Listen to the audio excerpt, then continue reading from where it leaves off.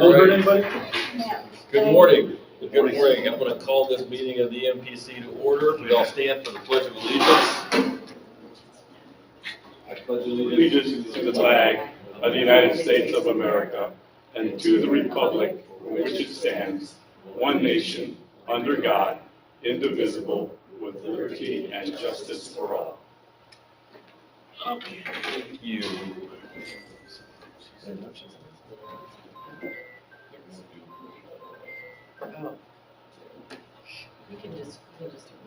All right, let's do introductions. Bill Emerson, Lake County Surveyor. Jenny Birchfield, Natural Resources Planner with NERC. Kathy Luther, Environmental Director at NERC. Floor Baum, NERC staff.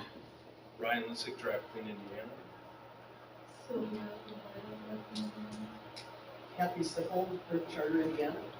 Bonnie Hawksworth, Town of Dune Acres. Andy Voss, Porter County Council.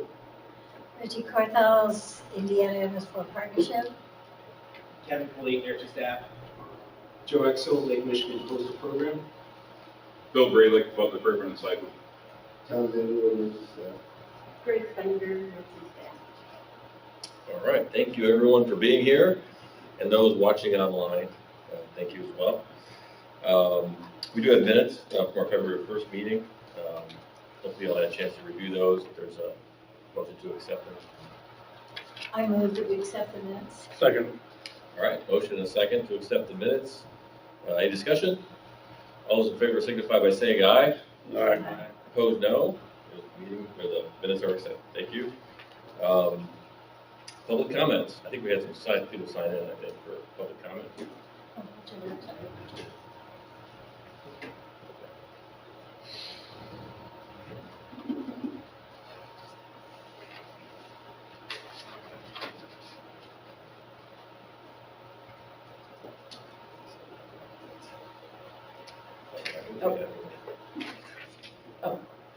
Oh, I Reggie. think, were you guys just signing in for the meeting, or were you signing in for the public comment period? Oh, I made a mistake. Oh, okay, just for I the was meeting. just signing in for the meeting. All right, is there anyone else who'd like to speak during the official public comment? We have a pretty open meeting, as you guys know, so we'll have time for discussion, but during this public comment, all right, so no official public comment. Then we'll move on. NERC committee restructuring. I sort of decided to do a whole thing about this that I wasn't initially going to do, so, but I have to.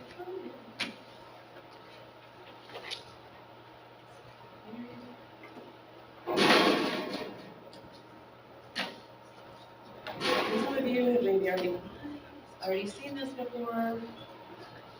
I apologize for those of you that have seen this before, but I did add some EMPC specific discussion. So, NERC has done the commission has done a kind of a committee restructure. Some of you may be familiar with what I call the exploding pie chart, or the flying pie chart, which the commission adopted, I think, in 2015.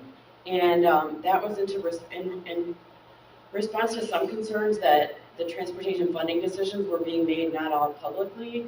We had this expansion of subcommittees, or they were actual committees, to discuss different specialized sections. And so we've been doing that for, well, COVID, 10 years, and a variety of things. We had lower attendance, we had the same people coming over and over. In general, part of the staff has not been as sustainable as we had hoped.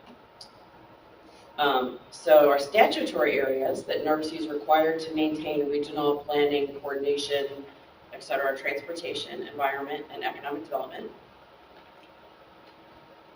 So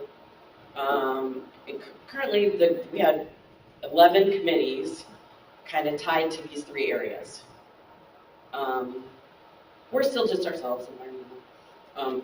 But some of the other transportation, particularly, had 5 committees. Economic development has got some new ones they have to start. And then we also had 3 committees that were not necessarily tied to a specific program, some of which have been kind of on hiatus for a while. So, the commission adopted a structure which is into 4 committees, which some of you who may have been around the block a little while remember that this is how it was a long time ago. So, if you followed that line of logic through, that didn't necessarily affect us so much. And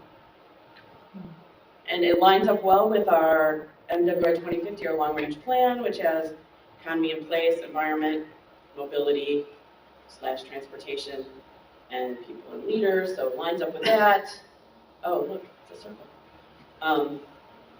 So we're hoping by going back to this format that we'll have better focus, better attendance at the full committee, at the bigger committees, and not be so spread out and not require, especially our local governments, to come here like so many times.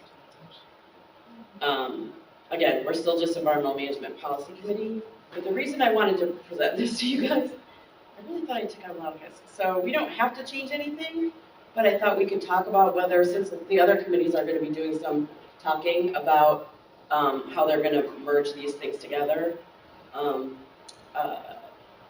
maybe we could talk about whether we want to do anything different here. Can we talk now? Well, I mean, Oh, some people who haven't been here since the beginning, Reggie, might be interested to know that in 1995, the EMPC was formed and adopted a mission statement, which none of you can read, but I think it's on the EMPC's website, on NERC's website, under environment. We had goals, we had 7 goals: educate and inform ourselves, generate debate and discussion and public awareness on area-wide issues, form coalitions, facilitate communication between local elected officials and environmental agencies, provide a vision for area-wide sustainable development, serve as a vehicle for development of sound regional public policy guidelines, and assist in the development of a NERC environmental information resource. I feel like that's the number 7, the environmental information resource, did have a lot of time about it, but I think all the other ones were still actively happening all around the region, some of which NERC's at the table, I think, for most of them. I don't think we should take credit for a lot of them, but Why not?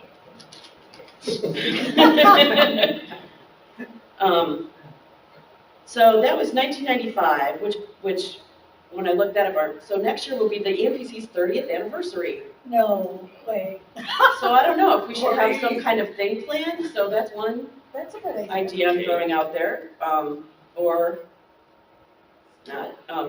2007, that's when I started as the environmental director, and I had some metrics I was tracking, and we made a logo and all this stuff.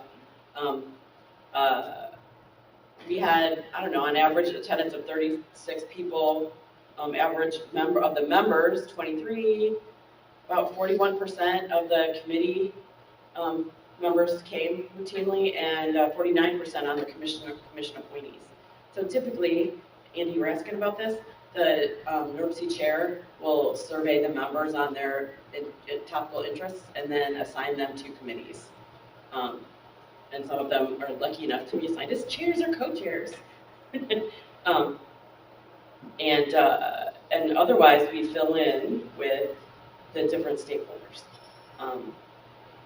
And you can't read these numbers, but we had, I think, pretty fairly even distribution of industry people and environmental organizations and government organizations, pretty routinely. We had Lee Box and Mark Rush did. Mhm. We had Lee Box and Yeah, Mark Rush. yeah. Some of our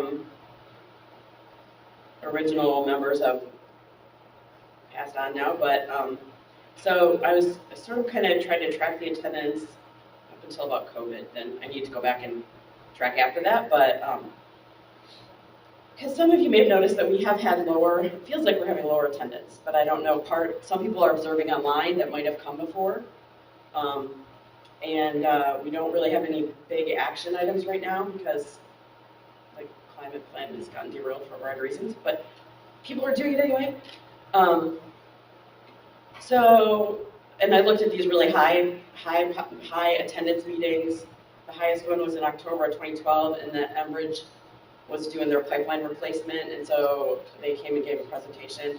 We used to have a lot more presentations from industry. BP came about their mixing zone permit.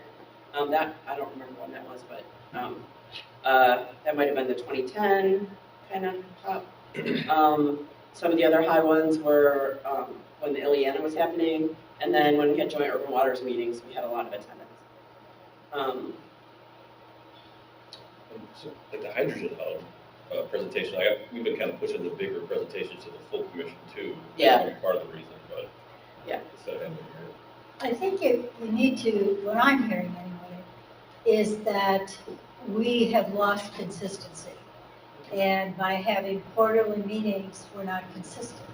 And if we went back to the monthly meetings and had those planned out, I don't know if you guys are going to be able to do this, but the comments are then we'll know when to come.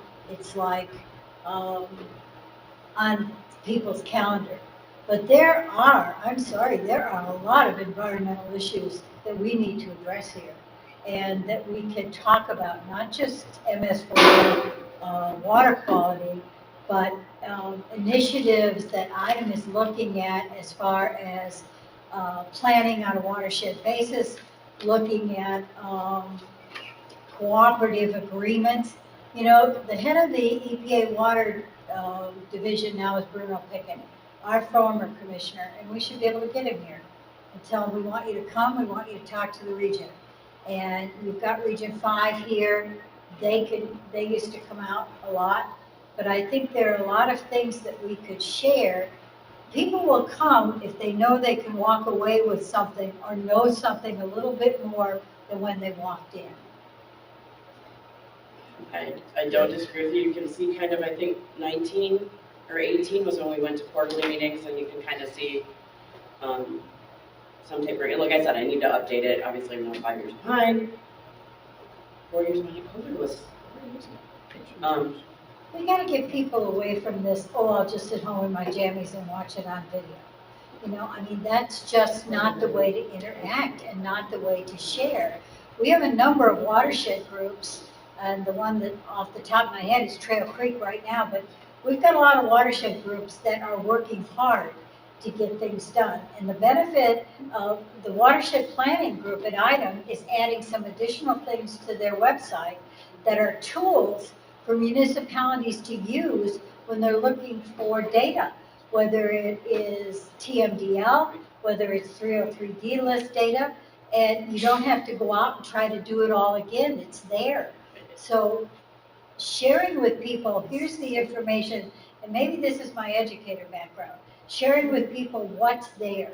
How many people really know what IU is doing for sustainability and global warming in this area? Not from IUPUI in Indianapolis, but I'm moving them up here. So, I mean, this is why we're having this discussion. I know. Part of the things that have happened in that time period, though, is a lot of other organizations are there. The coastal program did not exist in 1995. It was still in formative stages. The MS4 partnership, we used to have a lot of, involve NERC a lot in that, and now we participate, but we're not actively involved in it beyond transportation stuff. There's a lot of other organizations. Dry Clean Indiana has a lot of energy behind them, and they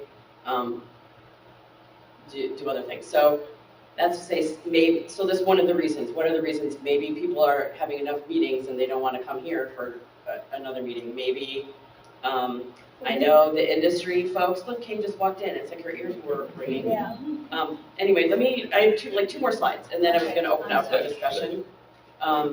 So this is typically how, this is 2019, but the kind of the rules of how we have set up this committee particularly. We have NERC appointed commissioners.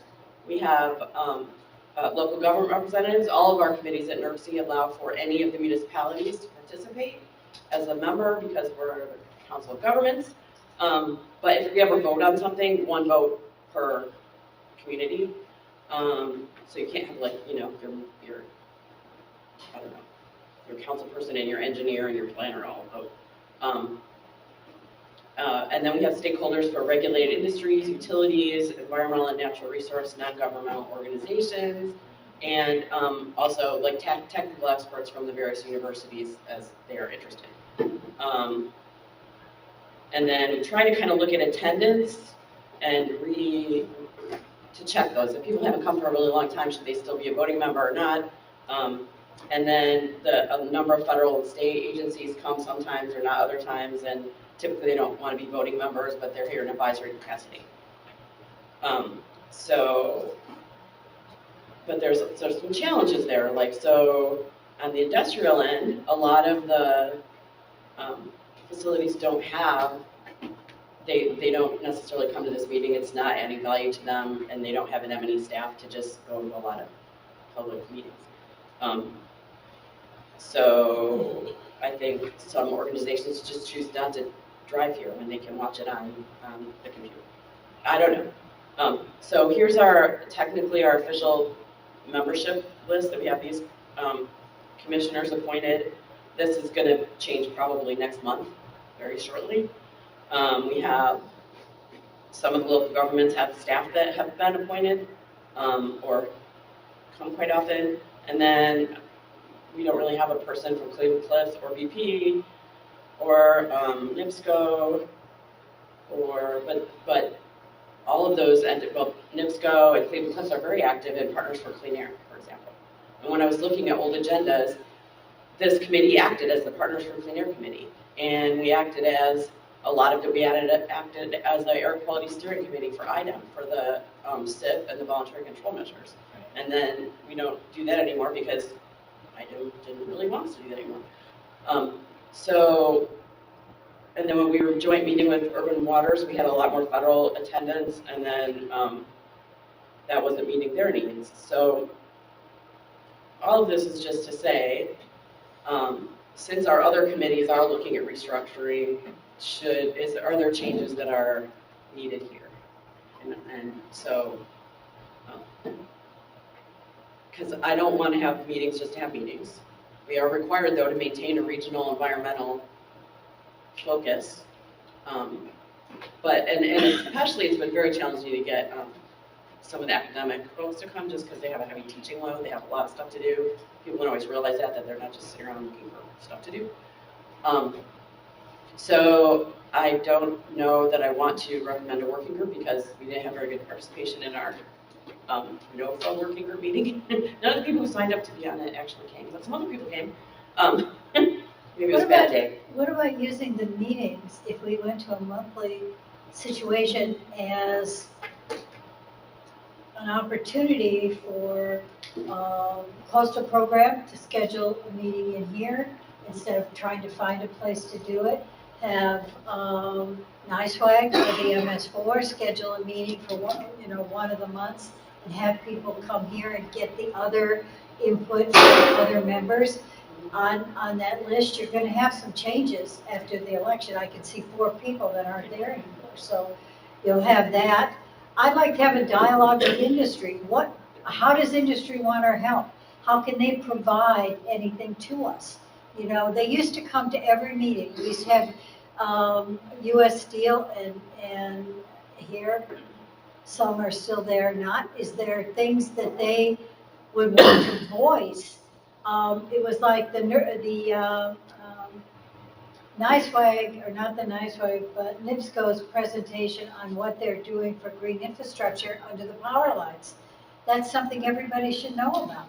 And do they want to come here and give a presentation to all these representatives? I think we can be a tool without necessarily having to put a whole lot more work on you. Well, and so that's exactly what we tried to do. We reserve this room every first Thursday, and every year I put out the calendar with all the blank spots to be determined, inviting other members or organizations to hold workshops, meetings, partnership groups during this time slot to do exactly that, hold the time slot. Drive Clean Indiana has done a pretty good job of taking advantage of that. I think we've gone back and forth. We did a couple coastal workshops, like a grant workshop on a first Thursday. So I don't want to resolve this here, but I do think we should think about it and maybe, are you raising your hand or just stretching? And some of that I think is just, the landscape has just changed so much. And it's kind of where is the energy right now for communities, and if we serve the communities and so forth, where is their energy, where are their needs right now? How do we fill those gaps, how do we share information? direction. It almost comes to where it almost seems like relevancy, I guess, at the most basic level. And money. Money is, I don't even know how much that is an issue. There's so much money out there right now. And it used to be where that was always identified. We need more funding. We need more funding. Well, there's all these funding opportunities right now, and it's really what's up capacity. Maybe it's teaching them how to access that, how to find it. But, I mean, like, you look right now, like, the number of sustainability applications. Right. Maybe there's. Maybe we reformulate to serve them and invite each of them to have a representative on this committee and then ask what they want to do. Maybe that's a, Even like watershed planning and all that stuff, that's really changed. yeah. You know, that was the jam like 20 years ago and all that stuff. Like Trail Creek is like the only like active group that I know. I don't know who the players are, or if there are any of those champions anymore in communities or other like locations. It's like it seems to have gone towards more municipal-esque in your ag communities, soil and water and so forth. And I think that is fine. Right. But where are those gaps? Where are those needs? Where are the interests? It's one of the reasons we reached out to IDA, to the watershed planning branch, to ask them to come to the annual meeting and let the municipalities know what they have to offer, because they haven't, communities don't know that, and they're doing a lot more things, so maybe that'll spark some interest. So Andy had raised his hand. Well, to point out to you, it's part of two things, quite actually. First one being that years ago, there was a thing called, an organization called the RC&D. Resource. I know because I was on it for 12 years, and I was board president this last year. That has to do with funding. They felt it was an overreach of many different organizations who all made the RC&D, and that put to the side. And a lot of the programs they did were just forgotten. Okay. And there's other organizations that are happening too the same way, because they're trying to streamline what they're doing with federal money, which is, I guess, okay, but I think it was a bad move. Number two, quarterly meetings are presently or what are slated. We would like to see monthly meetings. Is there some way to maybe do a bi-monthly meeting? And for those who don't attend 3 consecutive bi-monthly meetings, maybe their interest is not there. So that you have restructured in a way that those who are really wanting to see a new, one of the problems I saw when I came on the NERC was that every 4 years, especially for elected officials, you may have somebody new and then you got to start all over again. And there's a lot of board members on NERC who are elected officials. Or you have people who do organizations like this, unless you're Kathy Sippel over here, who will never leave. And will always be in the fight. That's one of the reasons why she's such a great lady. But, you know, in the restructuring of it, there's got to be some guidelines as to, if you don't make the meetings, let us know so that someone who wants to be at the meetings will be here. I'm not on this committee technically, but I want to be here because the environment, I'm an organic produce farmer. It's what I do for a living. Okay, and I am very concerned about how we're treating our environment. Make this guy a name tag, he's on the committee. But I'm one of the commissioners. I know. But anyway, those are some of the problems or concerns rather that I see with NERC, is that because we're so fluid in the many moving parts we have, like there's got to be some type of responsibility taken by the individuals, and it's not got to hold them accountable for that responsibility. And I was just going to say some other things in the landscape that changed. This committee used to be sustainable development. Then we had a land use committee. The land use committee is now getting put with economic development. So, but we have sustainability commission or committees or whatever they are, that will touch everything. Like everything touches everything else. Okay, you have a. I just wanted to share. COVID did a number on all of us, and Zoom is not my best friend. But just to let you all know, instead of having 15 people in person at my meetings that precede this meeting, I had 2. And that's my tops since I've gone back into a hybrid situation. Yeah, no, seriously, that's why I want to bring it forward. It's not for those of you online watching this meeting. It's not that industry is walking away. You know, when COVID was going on, our industry folks, they worked. They didn't stop. They didn't stay working from home. You know, they didn't get the option to work from home because they were running manufacturing facilities. And in order to keep their employees safe, they had Zoom meetings amongst floors. They didn't even travel to another floor inside the facility for fear of exposure and folks getting sick. Back in the very early days, we had no clue, right? So they have meetings at 8, 9, 10, 11. There's no breaks. I mean, if I had $1 for everybody that's complained about not having a bathroom break, I wouldn't be sitting here. So therein lies a significant problem. Trying to get them to come on to a hybrid or a webinar is yet another problem because, and we're all guilty of this, you have that opportunity to turn off your camera because you've got 2,000 other things that you've got to do and the audience or the agenda is just not that captivating. But they're there. So I give them credit for being there, but you know, sometimes they don't engage. And like I said, I'm guilty of doing that as well. I have struggled with my attendance at my environmental committee meetings. I have a distribution list of over 75 persons from our members, but if I have 15 on my Zoom and in person, I'm counting it a good day. It used to be that I filled that rooms with 20 to 25 persons. So I haven't really lost a lot, but I feel like I have because it's not in person anymore. So I struggle with the exact same thing that Kathy's bringing up here because when you don't have people in the room together, you miss out on the opportunity of someone, you know, like myself, over talking somebody else because I've got a great idea I've got to share at that very moment that Zoom doesn't let you do. You know, you don't have that opportunity. You have that 3-second delay or whatever the panic button is. And so we're missing out on that aspect of dialogue. I think there is a lot of value for technical presentations by this committee to an audience. I do not envision having industry coming back and sitting around the table. They are swamped. In case you haven't noticed, like 6 new rules came out last week that are just massive. And so, you know, I had to laugh because one of my board members from the forum asked me if I had read them yet. And I'm like, you know how many 1,000 pages there are? No, haven't read them. But there's a lot going on because of all this technical stuff that's happening. How do we grab the attention of the right audience to come in and hear a technical presentation on PFAS, PFOS reg that just went through last week? Who would make that presentation to this group?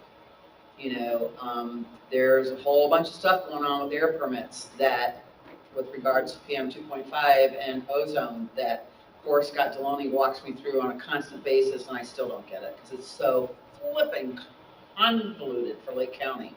But it's massive. It's going to impact us amazingly, and not necessarily positively in the long run.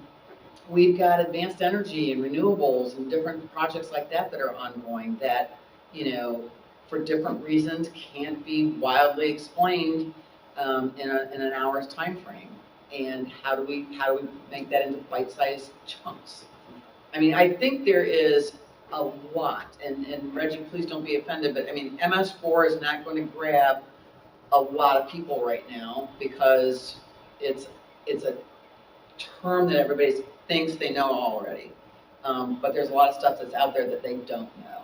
I mean, I'm amazed at the number of people who are terrified by the PFAS regulations being CERCLA and putting out drinking water standards at the same time. Is the UK allowing us to be, you know, killed? Well, if you want to give up everything that introduces PFAS in your life, good luck.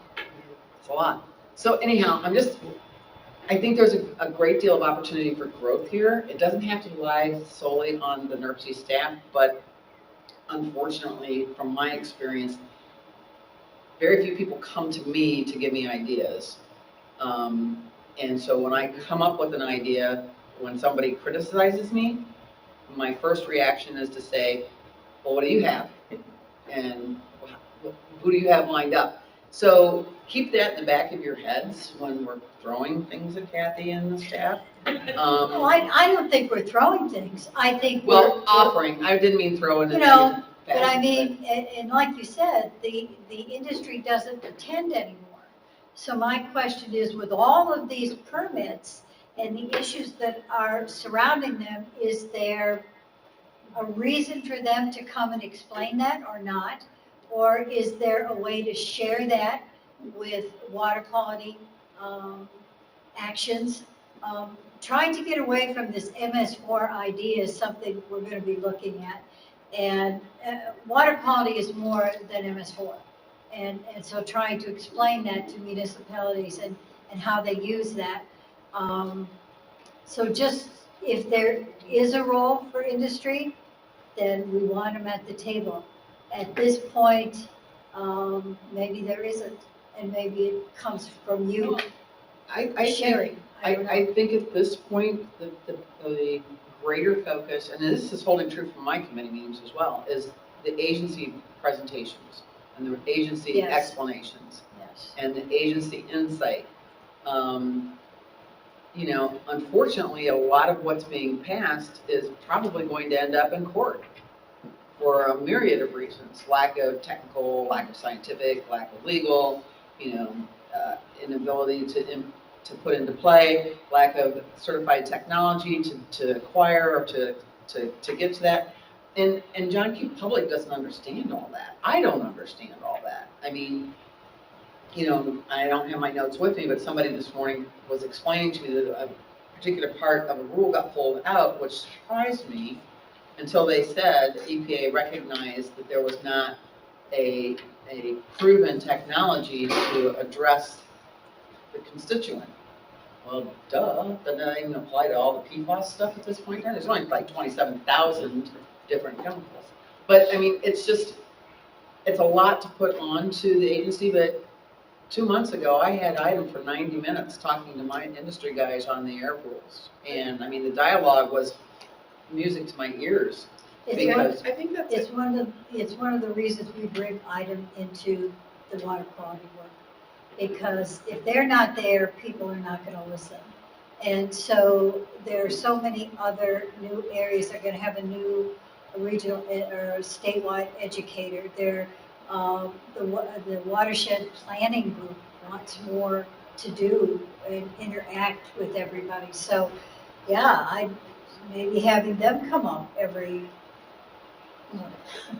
That's why I said the comments that I got in an email from Bruno Pickett was that, you know, just invite him. Well, let's invite him, you know. I just wanted to add to Tiffany's point, and to, I think some others have said, the landscape has changed after COVID.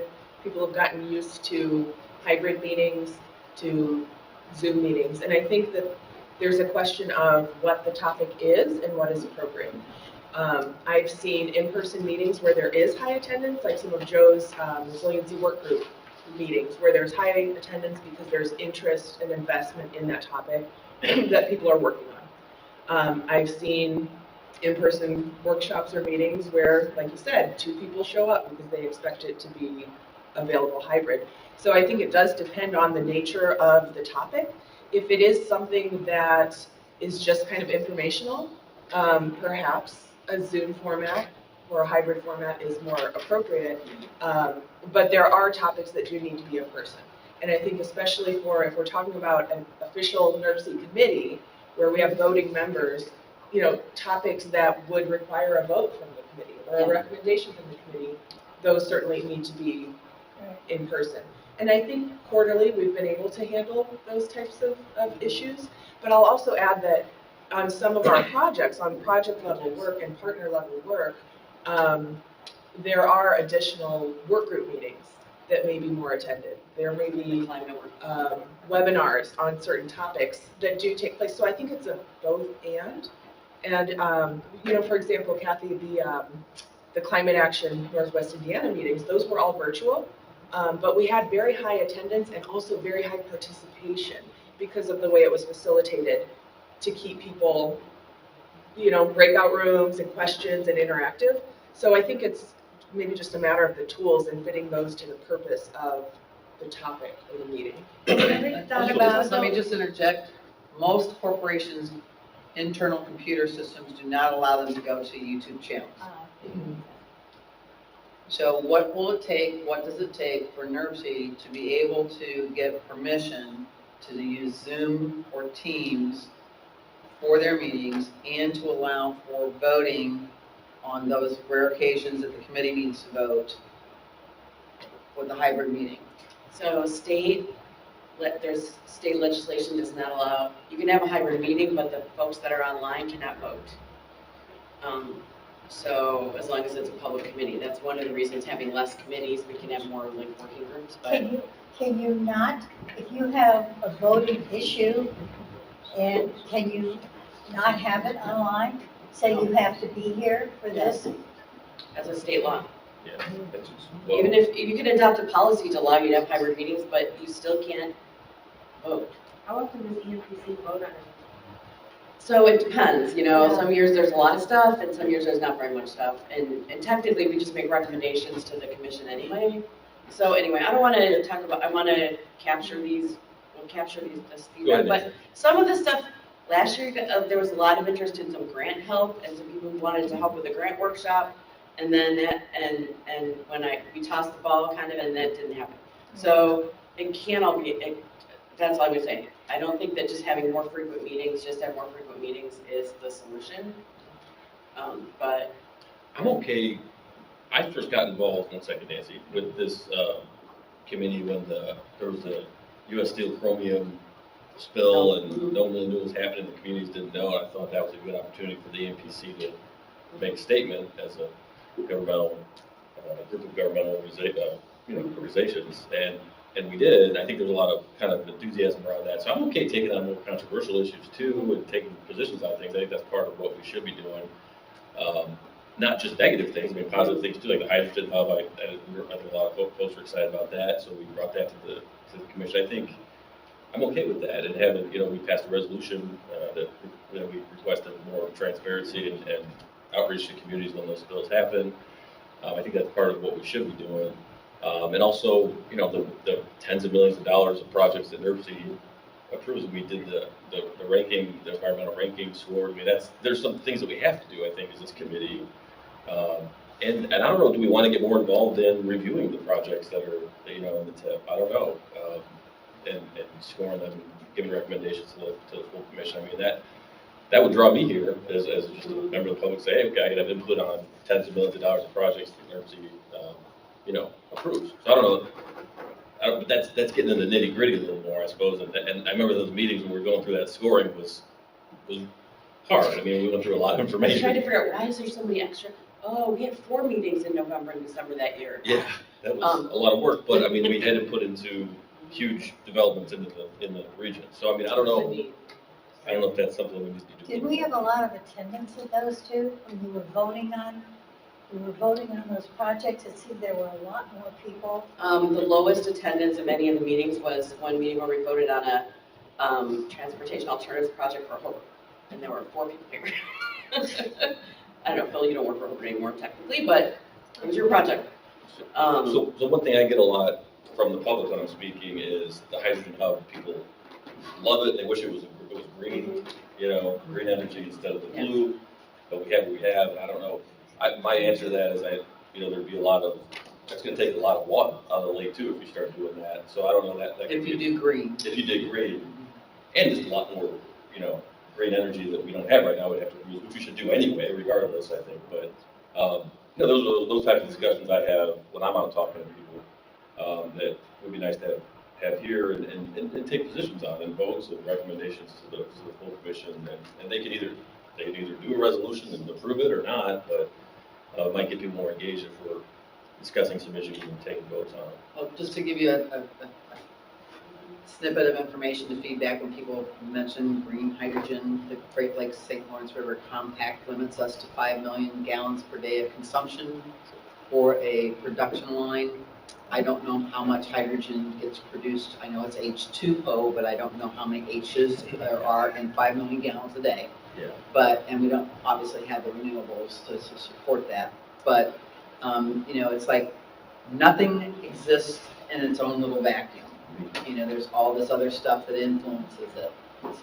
Well, so I don't want to take up all of Reggie's presentation time. Oh, I'm sorry, Nancy, Nancy had a comment. Yeah, I'm sorry, I was trying to jump in when you were talking about the buildings. I don't know how it applies to other organizations or whatever, but I'm a member of the city commission now. And I can vote online on Zoom, except for financial matters. That's the one thing that I'm not allowed to vote on online. And that's by state statute, so I don't know if that applies to New York City also. I think it's I also wanted to say, I'm not a big fan of more meetings, just having meetings. But I do agree with focused, topical, issue type meetings, you know, if need be, to sprinkle some of those in. And I think those really do pique people's interest, and people do come to those as long as, you know, they have a relationship with or concern regarding whatever those are. Right now, the hydrogen hub obviously is the hot topic, and I know that BP is very willing to come out and present on that. And also too, on Cleveland Cliffs is doing work internally at their plant on hydrogen also. So that may be a nice combo to offer, you know, this group. Yeah, and then, again, in my opinion, this is just my opinion, that a resolution would be good on that. Something that huge, it's gonna, I mean, $1 billion, probably okay, but I mean, an investment in the region, I mean, and reducing greenhouse gases, I mean, I don't know, it's just a win-win. To me, I hate that term because it's overused, but geez, I mean, it's an amazing thing. So, you know, you don't want the perfect to be the enemy of the good either. That's what I tell people as well. It's my opinion on the green versus blue issue, but anyway, so. So do Before you we think let that- Nancy go, Nancy, you've had so many really great topics on your green drinks, and ironically, I'm rarely home in time to start drinking with you. But I've been able to watch on a couple of occasions, and you have good turnouts on that. Do you have like a laundry list of the topics that you've had over the past months that you could offer? Because I think you've gotten community people to come, and maybe we can glean some information from your list. Not putting you on the spot right now. All of them are posted on Save the Dunes subscription page on YouTube. So if you go there, at least the last 3 to 4 years, I believe we've consistently been posting. So I could sit and drink a whole. So you can sit and drink it all by yourself and watch them. Yes, obviously. But then you can see the topics that we've had, you know, and it will range anywhere from 40 to over 100 people per month. That's a great for example that. though of you guys started out as an in-person Yes, physical networking thing, and is it all remote now? it's all remote. And it's all now. remote, and you've maintained And this probably is our, attendance. this is our permanent presentation delivery. Yeah, we had one in-person exception that was before the Climate Leadership Summit. And I will never do that again because our attendance plummeted after that. We have to And adapt now, to the situation we find and ourselves now in. we've been building up again, so. I'm gonna look into that money thing, because maybe we can't meet if we're not voting on money. which Yeah, we you don't may do be here. able to, if that law regulates, you know, us as a government entity, and I don't know. My understanding is if you have a quorum in person, then online people can vote as well. But That's, it has to be a roll call vote. Bill, that's Yeah. true, that's true, that's true. Okay. I think that's, probably a question to take to larger. Yeah, that needs to go to the whole. Yeah. Yeah. You have, So you what- have to put the things in steps. Yeah, Would the first step be to build this committee, to make sure people that aren't coming are replaced, or find out why, or so that we have a working group of people? I think maybe we could use one of the off Thursdays to do kind of a workshop about ideas to plan for 2025. So we're planning ahead of the topics and the people we need to engage, and maybe that's the way to start. That's kind of how I'm looking at this, as looking forward to 2025, and also working with our other committees so that we're not totally off the playing field that everyone else is on. I think the next item on the agenda was me, and I did not put this in the packet, and I can't get it to show on there. Why can't I get it to show on there? What is it? It's a website. I need to push a button, and I'm scared to push the wrong button. Thanks. That's okay, Kevin's here to push the button. Thanks for the discussion, though, Kathy. I think it's Yes, good. it was You're good. on the- I really did not think it would take that long. No, I appreciate it. That always happens. Good to talk. I look at all the names sitting over there, people that aren't here. Okay, so, I just wanted to make people who haven't looked at it aware of the Priority Climate Action Plan for the Chicago Metropolitan Statistical Area. It has been submitted to EPA. It's an official Priority Climate Action Plan. Implementation grants have already been, submitted for a lot of stuff, but if you're interested in this document, it's on the mayorscaucus.org website under their climate initiative, and there's an inventory of the greater Chicago area, where I'm talking to them about maybe adding LaPorte on again. And then you can download it. There's all the inventory. They did it for the total MSA and then by county. And then it's different than our other one because they treat electricity differently. The global protocol puts the electricity on the user. The EPA protocol puts it on the generator. So that's only really the difference. And it pretty much adds up if you switch it around. Do you have this link on your website? If you go to the packet online, the link is a live link. Okay. So I just encourage people to look at this. And we did work really hard to get some of our priorities for diesel engines that weren't making the state priority list on the MSA priority list. So, and there's also some wastewater. There's more green CNG from wastewater treatment plants. That was one. So there's some stuff in here that might be of interest to people. And that is all. I'm not going to read it to you.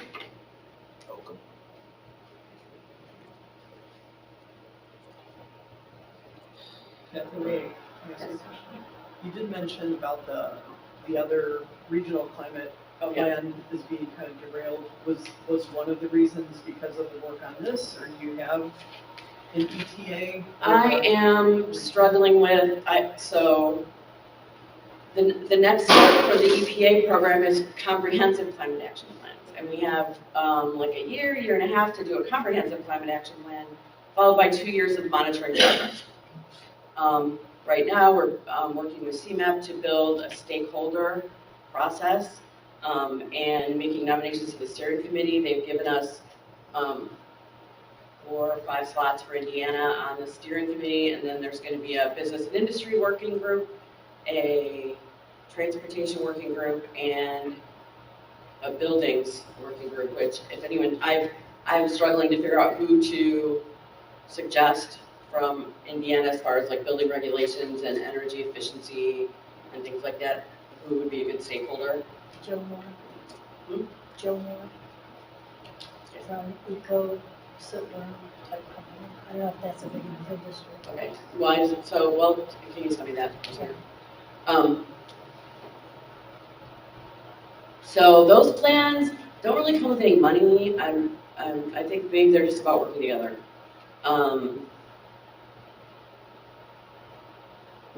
So my biggest struggle is I really don't want to take 2 different climate action plans to the commission to adopt.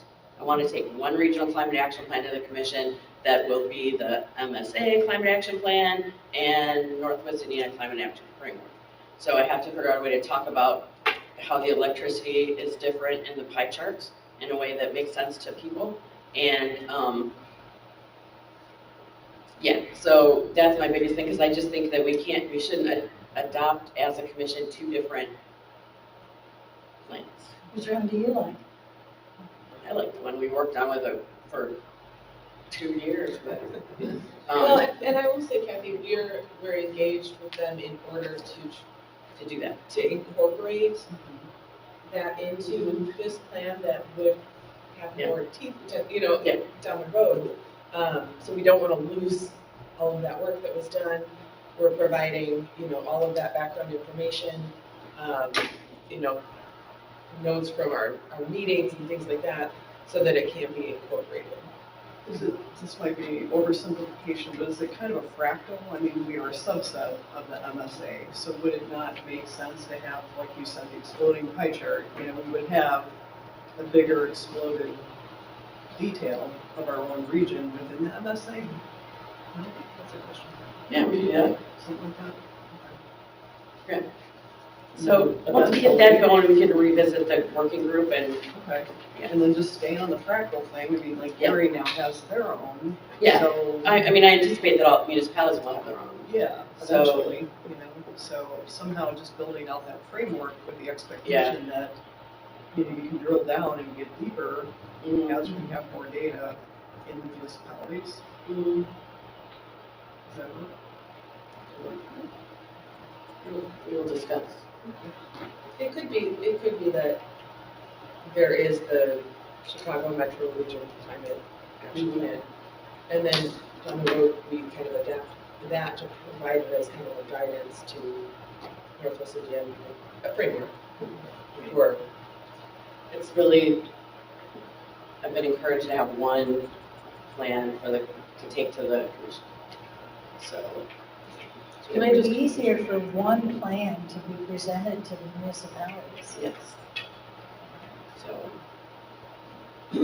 Okay, I was just gonna say there are so many different plans Yes. currently underway on so many different topics that if a cheat sheet could be put together on what are the critical ones for this group to be following and how can they do the relationship. I mean, your example right there being a subset of the MSA, that's not only gonna help the communities understand and the commissioners understand, but the industries understand, because a lot of these planning and projects are outside of the scope of any federal statute.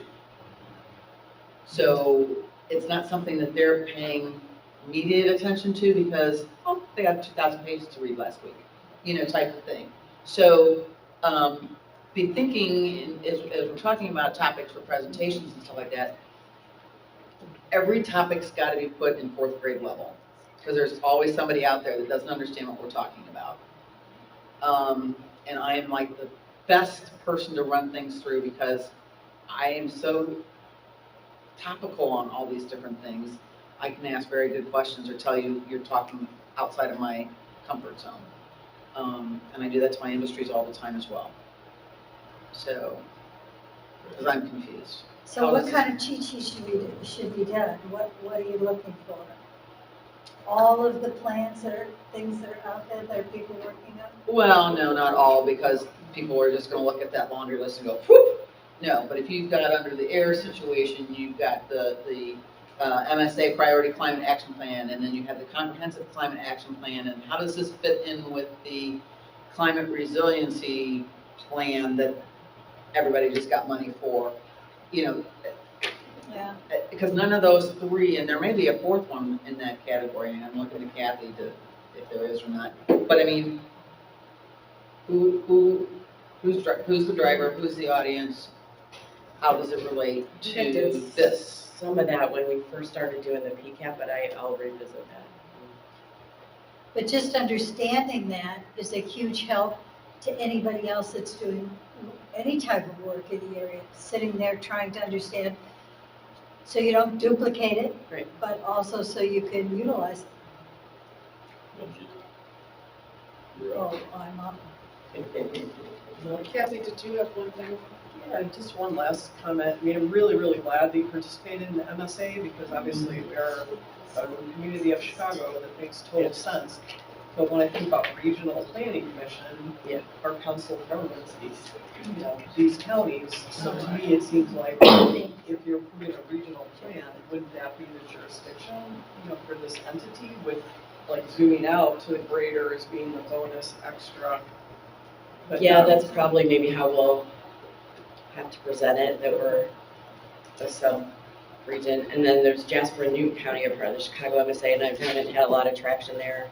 I'm looking at you, Andy, just because agriculture. But, and also. Yeah, I've been thinking about a lot of that different, it's just floating around in my head, and I sort of, Also going along with the cheat sheet aspect, utilization of the word approve has a different meaning because, correct me if I'm wrong, I love showing off how I don't know everything. Approving your report is basically a series of recommendations, correct? It's not approving a regulatory process. Yes, because we don't see it as a regulatory, we So- adopt plans. Unfortunately, a lot of the comments that the general community provides in permit situation, et cetera, they've heard that something's been approved as like a local ordinance or something like that, and assume that it oversees, federal law, and that's not the case. And so in this particular situation, you're using the word approval, it's going to be a series of recommendations. So it's that kind of clarification that I'm talking about. And somehow it's got to be short and sweet, which is not easy to do with all of these, because none of this stuff is short and sweet. Kathy's going to come in and hurt me, just letting you know. All right, Reggie, floor is yours. Are we sure? Positive. I have a Um, gavel, but There was a handout for you to pick up that gives you the agenda for this year's Indiana MS4 annual meeting. This is the 16th year for this event, and we have grown and grown. When I left IDEM, we turned it into a not-for-profit, and now we're at a board that represents MS4s and entities across the state. So we're really excited about this event because we've added an extra day on Monday. And this is a workshop day. So it's an opportunity for you to come and do the Hoosier River Watch training and get credit for that. It gives you an opportunity to work with IDEM on the construction plan reviews and enforcement. This is a big issue that we're asking IDEM to define what the enforcement actions are. And then an opportunity for newly elected officials, new MS4 coordinators, to look at what the new permit is. And the new permit is going to get newer, and I'll explain that in a couple minutes. So we look at these sessions, they're from 9 in the morning till 3. You get lunch, and there's a very concentrated effort on the topics and what you're going to hear. Then on Tuesday is the MS4 annual meeting. We've restructured it a bit so that when you come in, the morning session, everybody's together. And it will cover all kinds of topics. One that I'm really excited about is Purdue University's graduate students that have put together a program on how you manage an MS4 program in the future. And this is from the kids that are going to be doing it in the future, so how they see it being done. We bring in Corey Rayburn, who is an expert on the green infrastructure. NIASOurce will be there doing some work on what their new green infrastructure under the power lines will be. We're going to look at the legal issues. And then we have the IDEM Watershed Assessment and Planning Branch. They have got some new things. MS4s are required to do a water quality characterization report. It requires a lot of statistical analysis of the water. Watershed groups are already doing that, so they can borrow some of that information from them. So the Watershed Assessment and Planning Branch is going to explain how they can do that, what's new on their website, and how you can use it. Stormwater nutrients, how you remove them. USDA asked if they could present, so they'll be there. And then we have sponsorship visits. But one of the big things is our recognitions and awards. We have 2 annual awards. The Richard DeWitt Award is for an outstanding MS4 coordinator. Michael Mang Award is for an outstanding MS4 sponsor. And then we have special recognitions. And boy, what the communities are doing around the state will shock you. I mean, they really take some efforts. We've got some great awards coming. So please think about that. And then we always have an opportunity for IDEM to do question and answer. Well, we told them they couldn't do question and answer this year because of some of the things they're going around and talking to the municipalities about. When they come out and they do an audit, they're talking about this tiered permit structure. This is what New Jersey and Texas use. The tiered structure can be designed however the state wants to design it, whether it's by population, whether it's by watershed location. So if they're gonna go into an MS4 and tell them this is what they're working on, we said, you're gonna come to the annual meeting and tell us what you're working on. So once they talk about that, we'll have a great question and answer period, excited, I would think. But then after lunch, we're gonna break out into some specialty groups. We have 2 one-hour sessions with 3. These topics were presented to us by the MS4s on things they wanted, the municipalities wanted to hear about. Stormwater pollution prevention for your small construction sites. The importance of developing a stormwater master plan. I don't know, I've got one in Porter that started, a few other communities are started. This is something we really, really need to work on. And then, how do you respond to people that contact you about resolving problems? How do you respond to complaints, that type of thing? Then the second round is working with municipal projects on construction plans. The illicit discharge, where should the MS4 begin? And then the innovative education and outreach program, and that's a little bit of where I got my idea for today, but it goes farther than that. You can still register online. I mean, this is coming right up, correct? This is May the 13th and 14th. Right, so I'm assuming like most people who are just finding out about it probably can't go. Will this be recorded? I'd love to have this information. Any presentation will be up online. Registration is still open till the end of next week. We have right now, the current registration is 355 people. That's awesome. That is 92% of the MS4s. It's back to when we started, and so I'm really excited about this new group. The Monday workshops are still. But I guess my point is, if we haven't planned to go at this point, I'm just wondering, show of hands, like who can go or who needs this level of detail, or maybe more helpful if we can't go would be how can we promote this content, knowing that we can't be there in person, because this seems very pertinent to the sustainability commissions. Right. So you're saying that this will be available later? Yeah, and they've all received the information. Okay. At least I started sending this out back in January, and so they've gotten that. Municipalities that share it. If you're interested in your sustainability commissions knowing about this stuff, I would say the sustainability commissions should ask their MS4 coordinators if they're registered, because they very likely are. Right. Like I would say probably for sure, like Michigan City MS4s, but so they're probably already going to be there. Okay. I guess that was just the point, is like, this is a lot of detail. If we're not going to be there, I just don't know how to use this detail, so I'm just trying to adjust. If you go on, the website is indianams4.org. Everything will be posted there. Following, we requested that. So looking at how do we move ahead with new things?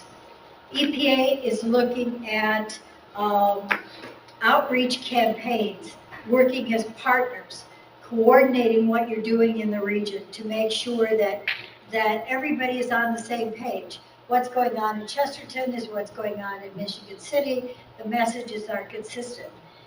Those of you that have been around as long as I have, if you go back to when we started the air quality campaign, it all ends up to cleaner air.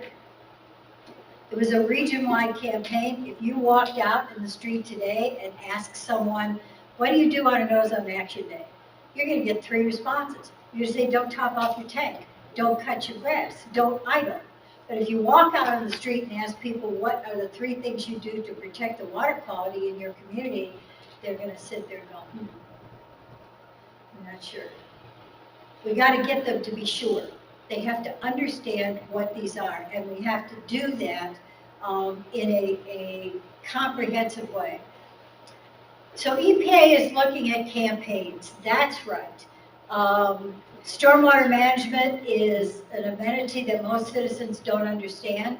That's why I tell MS4s, don't list your permit online as MS4. People don't know what that is. listed as water quality. Any way you want, but it's water quality. And if you're a community that has a wastewater and drinking water plant, all three of them are involved. So it's important for MS4s to communicate that message, for municipalities to communicate that message. So we look at educational campaigns that are a necessary tool to communicate. And if you remember when we were doing air quality, we did a lot of the regional messaging from here. That's what we're going to try to do. So the MS4 partnership will be reevaluating its funding opportunities in June. And we're going to look more at working with NISWAG. If you're not familiar with NISWAG is the Northwest Indiana Stormwater Advisory Group.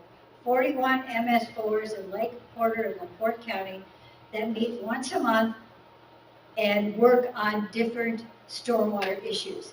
And one of the ways I get them to these meetings is that we provide them with 2 hours of training credit. And that's 12 hours is required in the permit, so they're accumulating this each month. Stormwater education campaigns, EPA tells us, are effective and most efficient when they're applied region-wide. Everybody has the same message, so that Sherrville is telling us the same thing Chesterton is telling us. So that is what the goal is. First of all, what's required locally? To satisfy in a permit, we call it minimum control measures. The operator for the stormwater program is the highest elected official in the municipality. So it is the mayor, the town council, who has the regulatory authority.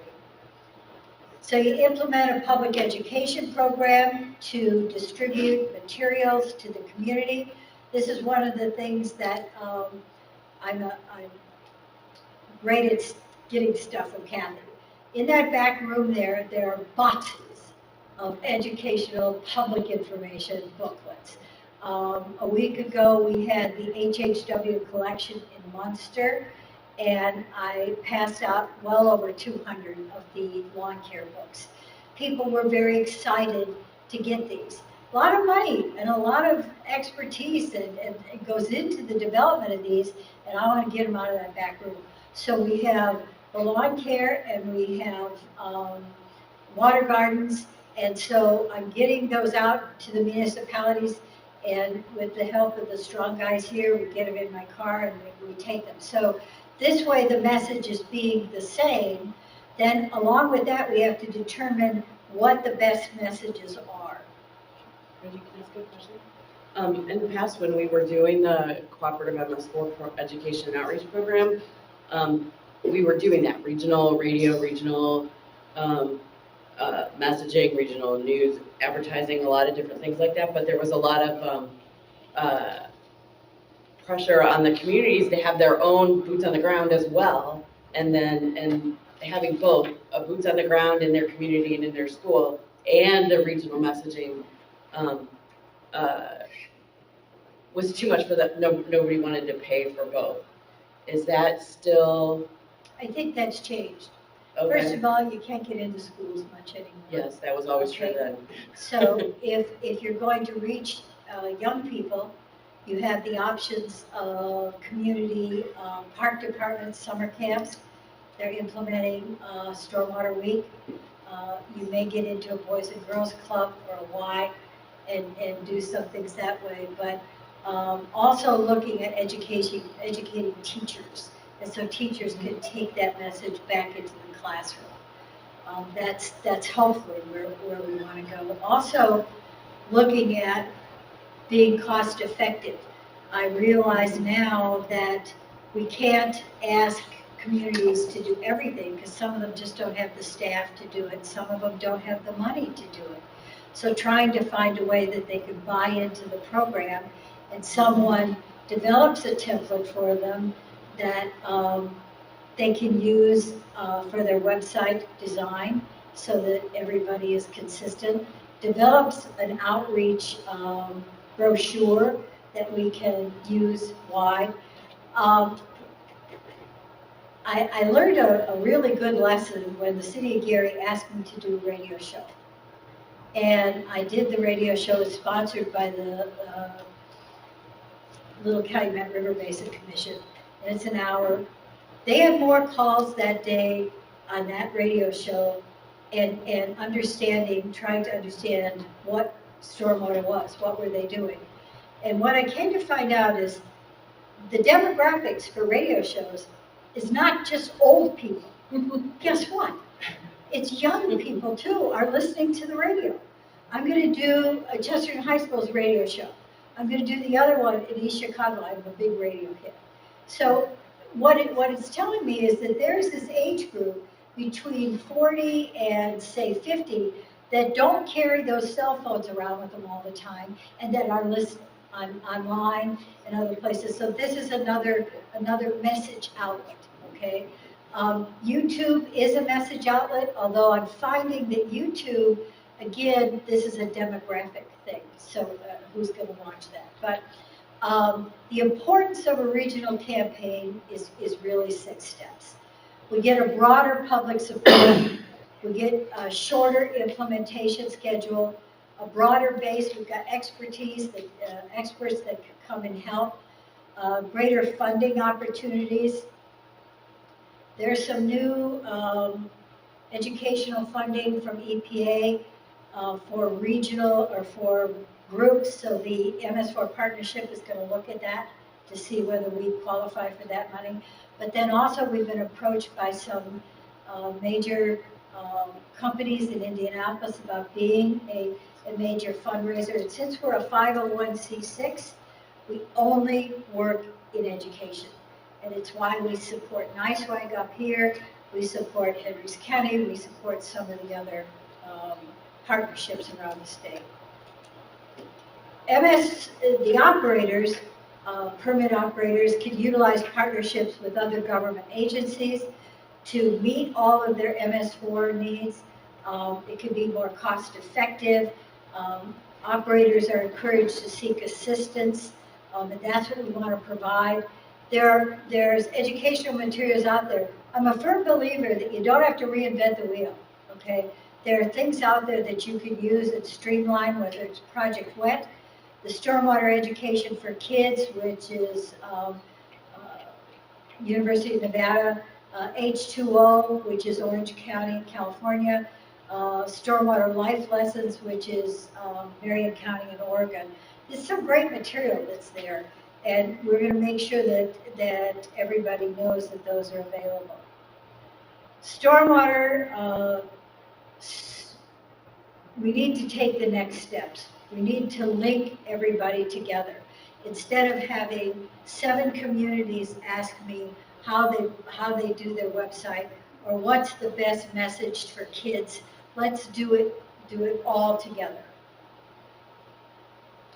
Building on the success of NYSWAG, NYSWAG has been hosting a contractors and developers training annually for the last 6 years, okay? And we rotate between Lake County, Porter County, we're going to bring LaPorte County into it. This is a requirement of the permit. Every municipality that's permitted has to educate their contractors and developers. Since ours work in all 3 counties, why should they all have to do training? So this brings together everybody in one location, some fabulous trainers, and we have been averaging well over 200 contractors and developers each year. So I'd like to take that and build on that for the public education outreach efforts. By the way, next year, the contractors and developers training is at the Expo Center, hosted by Porter County. Okay, when you create messages, they have to be compelling. When we first started off with water, the big thing was what? Only rain or drain, okay? And people stenciled that everywhere. So now everybody knows it should only be rain going down that drain. So now we've got to expand on that and create some additional messages that are more emotional and connected. We're in the Lake Michigan watershed. We're in an area that we have to protect, this water body. And so everything that drains this way, I have a couple of classes I teach at IU, one undergraduate, one graduate class, I'm still amazed and these students are taking environmental science and environmental law, and they don't know their watershed, and they don't know where the water drains to. You know, oh, Lake Michigan, yeah, okay, you know, Kankakee River, oh, okay. So we've got to establish that connection. We've got to sell the benefits of a regional cooperative program and identify all of the facts that we can use to support this. Implementing stormwater management practices will result in a cleaner, healthier, more livable community. And so basically this year's MS4 meeting is taking you to the streets. Every day is Stormwater Day in Indiana. We're trying to get the governor to declare May as Stormwater Month. I don't know if that's going to work. Up against the 500, I don't think so. Hey, maybe on his way out, you know? How to ensure a successful long-term plan. We have to develop operating procedures. As I sat today and listened to our conversation and getting people to participate in this, I'm thinking that this discussion is good at Niceway, and maybe getting the, Niceway attendance every month is about 40 people. And so they're coming. I don't know if it's just for the 2-hour credits or what they're coming for, but we have to eliminate the barriers for this type of planning. Poor coordination, lack of communication, political wrangling. If you can believe this, after the November election, I actually had 2 new county commissioners say to me, why do I have to do this? And my answer now is, you don't. However, you won't be eligible for federal highway dollars if you don't. That makes them shut up and listen. So you have to find something that they think is important. Clean water doesn't seem to be enough. But we're working on them, and we're working on getting them on board. The other interesting thing is about regional campaigns are they're diverse. We can look at the EJ areas, we can look at the ag areas. Elkhart County did a program in March, 3-day workshop, taking agriculture, it was called Pay Dirt, and taking agriculture and showing how it relates to the water quality program, and it was extremely successful, and more SWCDs want to do this now. Examples of information could be provided to, we started doing this at one time, and again, I think what you said, Kathy, is true, that people don't have the staff anymore or the time when we focus on restaurants, or we focus on car washes or auto repair shops. So we have to maybe do that on a regional basis so that they all get the message. Social media, don't roll your eyes, it works. Websites need to be consistent on their format.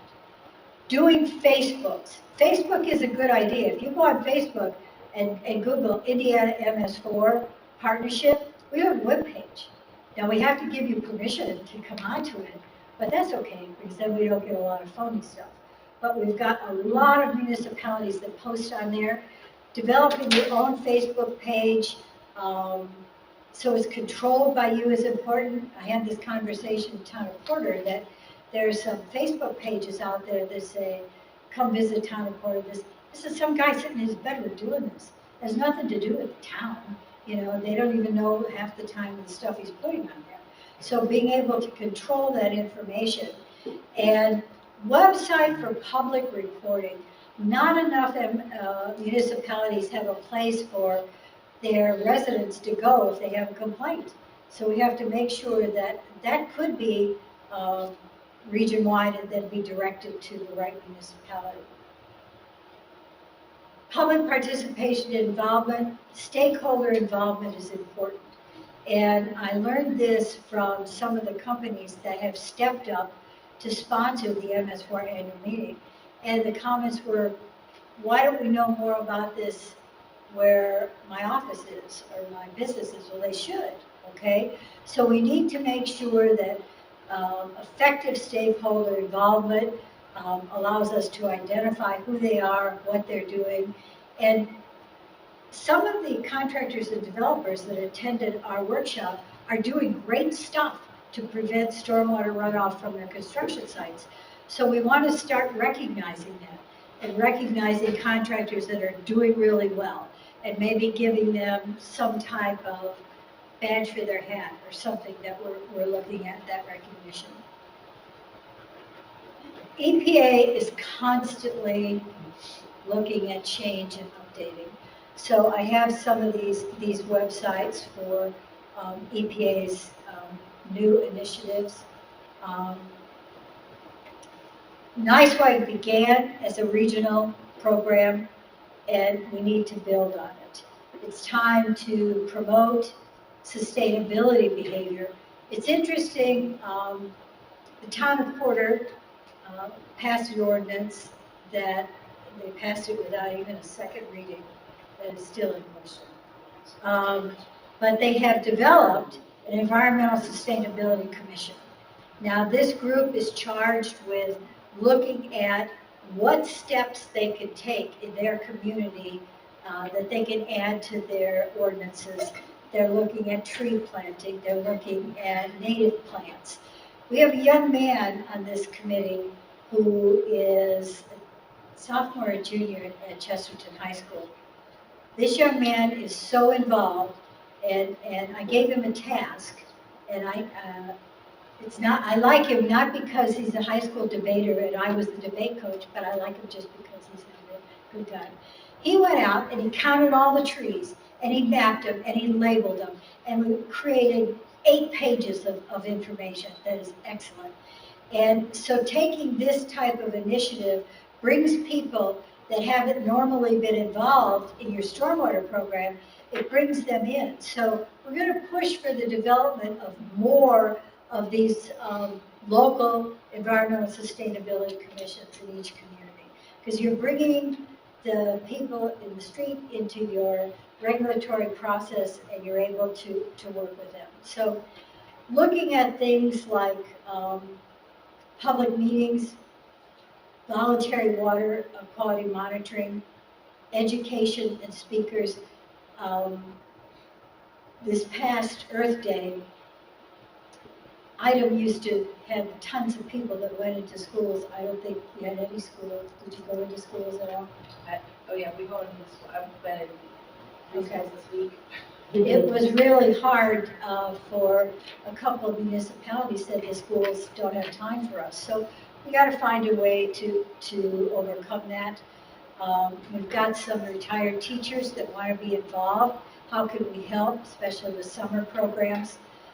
Storm drain stenciling is another initiative, looking at what's the message we put on the storm drain. Do we continue only rain in the drain? Do we try something else? This is something new too, adopt a storm drain.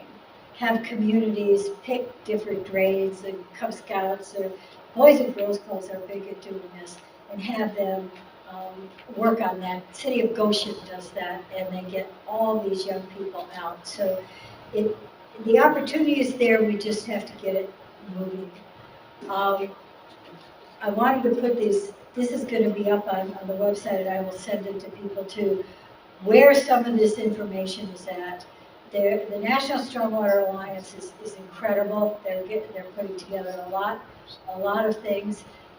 Social marketing group, and then of course EPA, Office of Water Quality. As we look at, and with Bruno now being the head of that, let's get him here.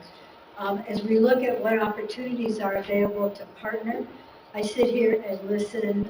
It's one of the reasons I asked Kay this question too. And industry may have a role, maybe they won't, I don't know. But there are things, other groups that are doing things that need to have their voice heard in a regional water quality program. And so that's the goal. And the MS4 partnership is going to be reviewing their funding and their priorities and how they're going to help out communities and hopefully go from there.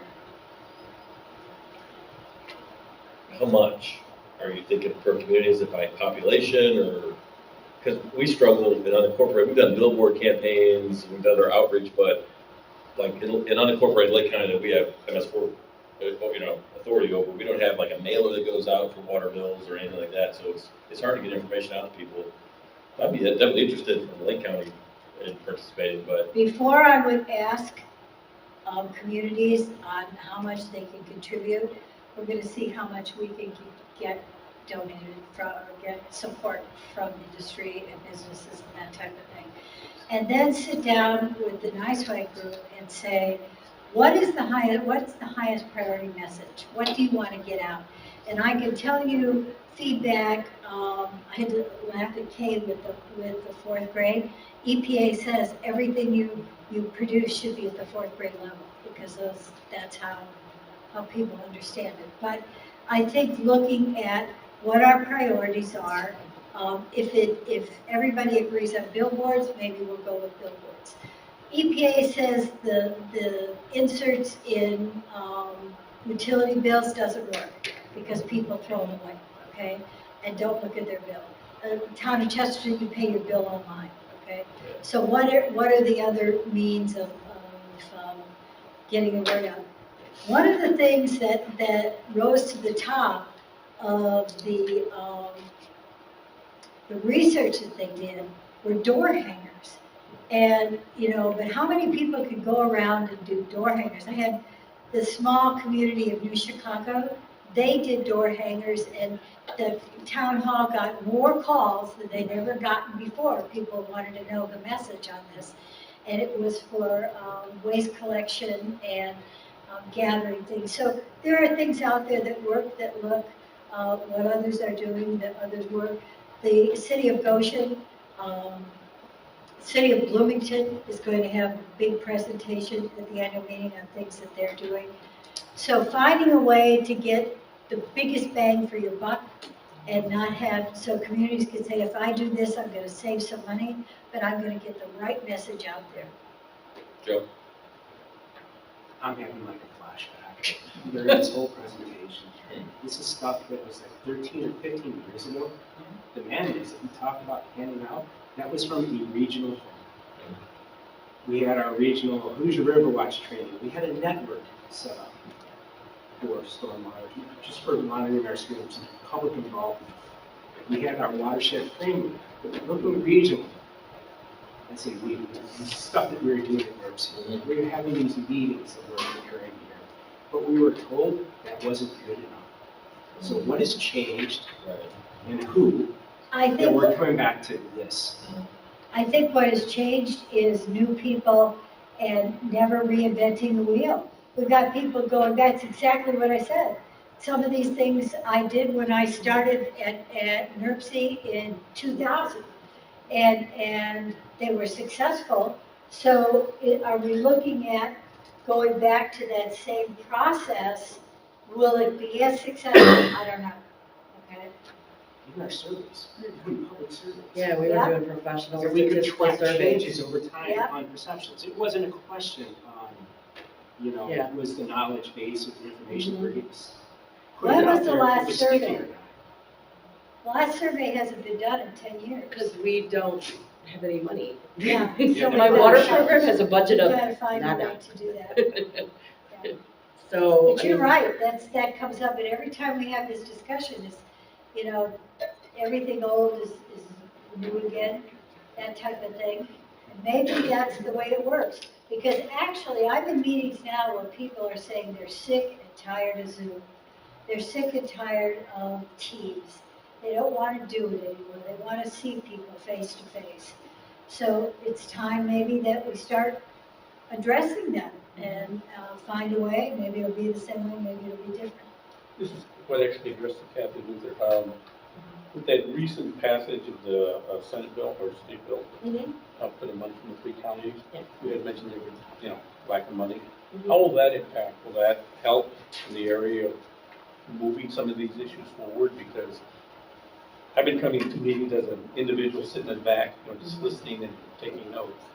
And since like 2001, something like that. But anyway, Kathy remembers. But that money that's coming, will that help in regards to doing some of these things so that we're not revisiting? I mean, in my mind, one of the best ways to show that we keep going back to things is the Willow Creek project, which got put back again, by the way. So, you know, it's how do we go forward? I know we want to go forward, but is money with this organization that big of an issue? And if it's so, will the money that will be coming from the increase, now that it's been passed, will that help moving some of these things forward? Well, I think, it will help, but I think it's important to remember that that was, how many years of it was just like a cost of living, it's just a cost of living adjustment. Right. That's not the right term, and it's making up for not having an increase for 20, I'm looking at time, I can't remember how many years. Roughly. So I'm not sure, because there's always other moving parts, but we'll have to look and see. Our first priority is typically to match the federal transportation planning dollars. I think that we've done a really good job of expanding that into environmental issues and topics and maintaining, environmental programs out of the transportation planning dollars. And then it will match all the things that are, and then if there's money left after we've done that, then we can discuss how we distribute it across NERC's activities. It's always more challenging to use a match for a competitive grant that you may or may not get versus a formula grant that you're going to get. So it's I think it's still challenging. I don't know from the environmental point of view how much funding that will generate. I think one of the things that's interesting, Joe, is that it's not the people that were around 20 years ago that were coming up with this. This is a young people. And you sit there and you say, well, we already did that. They don't want to hear it. They think it's a new, exciting idea. So I don't know whether you just... Okay. Any other questions for Reggie? I had a comment on just real quick, the federal, you said federal funding for MS4 non-compliance or whatever. Could we use it more of a carrot with our rubric in EMPC to say, hey, what's your status with your MS4 permit? Do you have an active program? Is a good thing to promote your program? I was wondering who's responsible for that. Like, if we select projects, is it NDOT that verifies they're in compliance before they do the grant agreement, or is it on us? The Stormwater Group and IDEM or actually the whole group, once a month, a list goes around of that you have to put on of regulatory people that are not in compliance, and it drops them down on the list. Right, but we select transportation projects in Northwest Indiana. So you could, one of the criteria would be, are you in compliance with your stormwater permit? Have you implemented your minimum control measures in your stormwater quality management plan? Would IDEM share that, or is it do you think? I mean, document? that's compliance public. document? Yeah, Okay. that's public information. That is a good. And you can always check on their stormwater quality management plans, so they have to be posted online. That's a lot for NERC staff to go Yeah. through, but Well, yeah. it could be on their application. I don't think I'm qualified to say they're in compliance or not. IDEM is. Yeah. Yeah. And that would be easy, send the note to Stacy and ask her. Is Stacy still? Yeah. Thank you, Reggie. Any other questions? Thank you very much. All right, any announcements?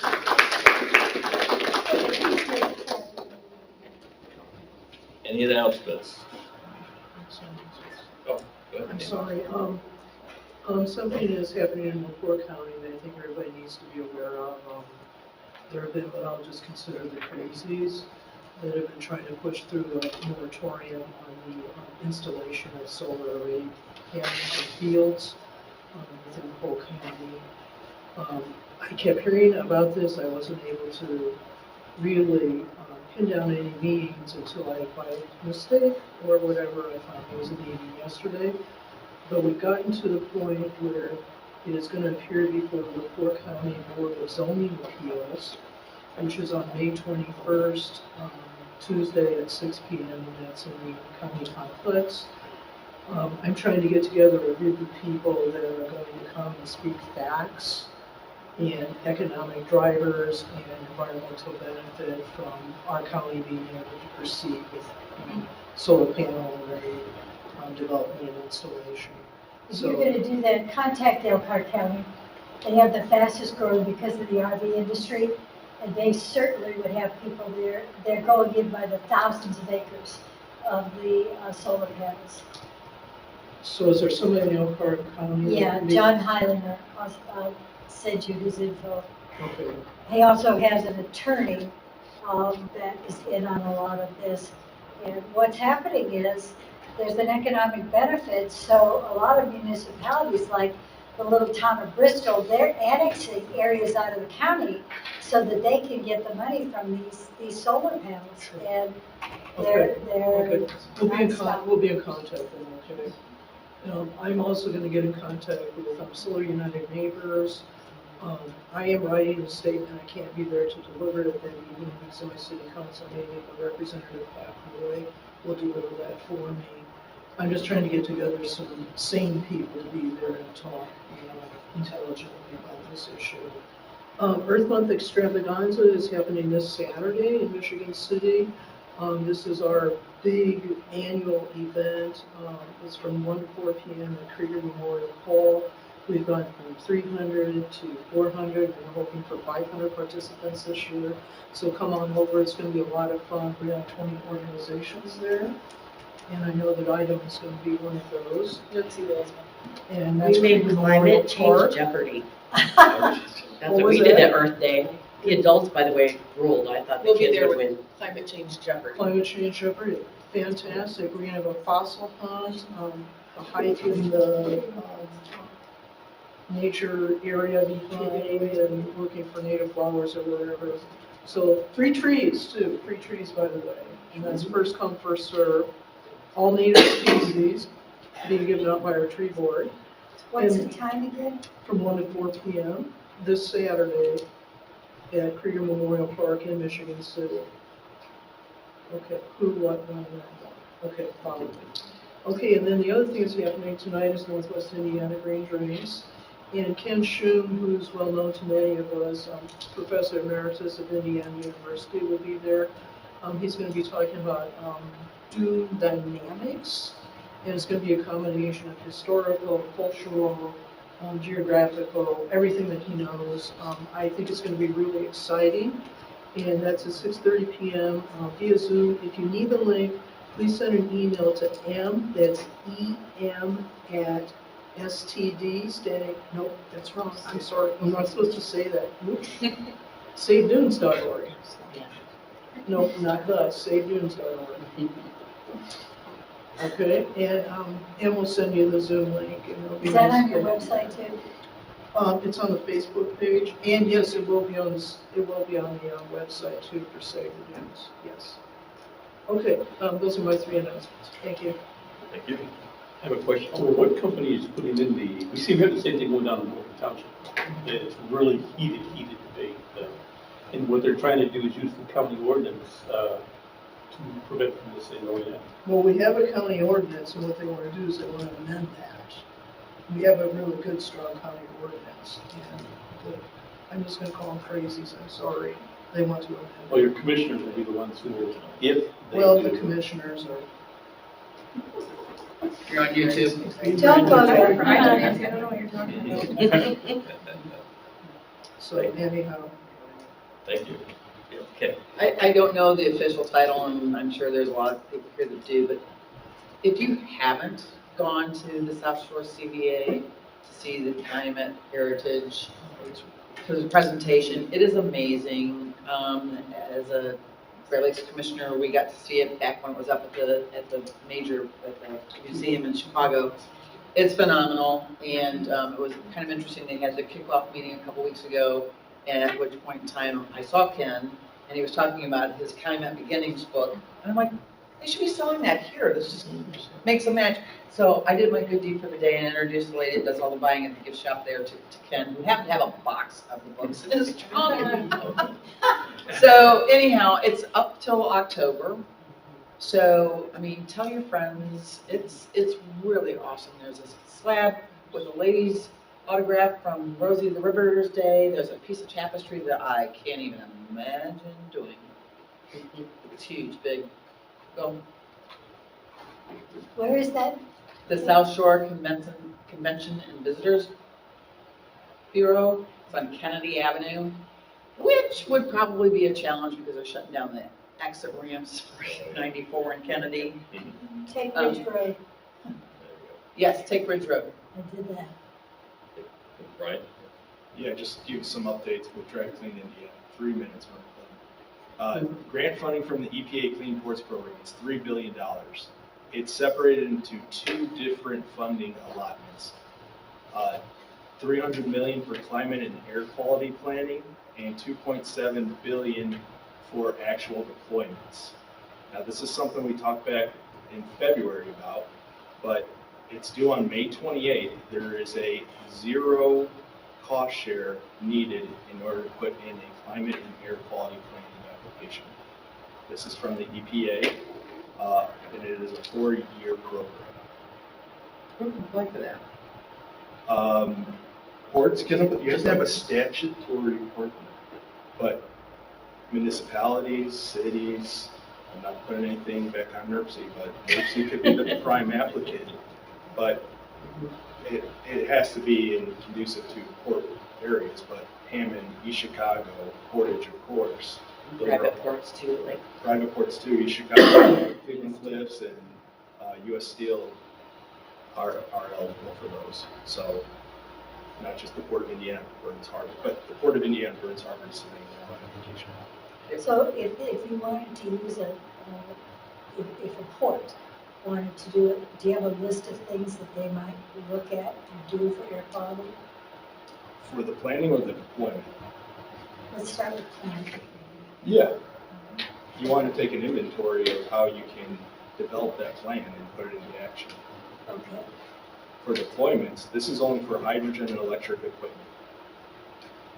So it's more focused on on-road equipment, so drayage trucks, Class 8 trucks, and then off-road port equipment, and then solar and hydrogen and the fueling side of things. That is all incorporated as far as that allowable percentage that's an eligible cost share. So it's a huge opportunity. Port of Indiana is taking advantage of it. Okay, this is a dumb question. I'm going to ask the marina person. Are there hydro and electric boats? Well, there are electric boats, but they're really expensive and not widely available, and you know, the charging infrastructure. I mean, they're just not. They exist, but not really commercially. Ryan, it's not really for marinas, right? It's not for marinas. It's like for shipping ports. It's Yeah. commercial Oh, ports. okay. Like barges and. Yeah, think big. Think steel mills. Think Burns Harbor. Think Salties. There you go. Salties and Lakers. And so that is due May 28th. So the next round of CFI funding, that's Charging Fueling Infrastructure Grant, that's going to be 80% funding for EV, hydrogen, CNG, and propane infrastructure. That is going to be coming out here shortly. So if you have plans in your neck of the woods, please reach out. We're going to be looking at a regional and possibly a state application. And then the EPIC grants. This is the Indiana Office of Energy Development program for empowering energy partnerships in Indiana communities, EPIC. So it's $2.5 million. It is an 80% cost share that will pay for projects related to energy efficiency, energy security and reliability, charging infrastructure, and clean energy resources. Applications are due on June 30th, and awards are expected between $300,000 and $500,000. The Clean Heavy Duty Vehicle Grants Program. This is something that we're going to be looking to apply for as a regional application. This is just about $1 billion that's for school buses and class 6 through 7 vehicles for both private and municipalities. So The funding can be used for transit buses, straight box trucks, school buses, like I said, street sweepers, that's what I think of when I think of MS4. And then it's only for electric and hydrogen equipment. Applications aren't due until later on here, being July 25th, but that's a big program. Just a couple project updates. 2023 National DARA program, we submitted 4 applications, all 4 were awarded. We took a massive haircut in Region 5, but it is what it is. Applied for 8 million, only got 2.8. Still a win, but the EPA Clean School Bus rebate should be coming out here very soon with notifications, and Indiana should be very, very pleased on those, especially Northwest Indiana. Final round of VW Summit was submitted yesterday. 12 applications submitted from Drive Clean Indiana and regional projects focusing on port, propane school buses, electric transit buses, CNG garbage trucks, electric terminal trucks.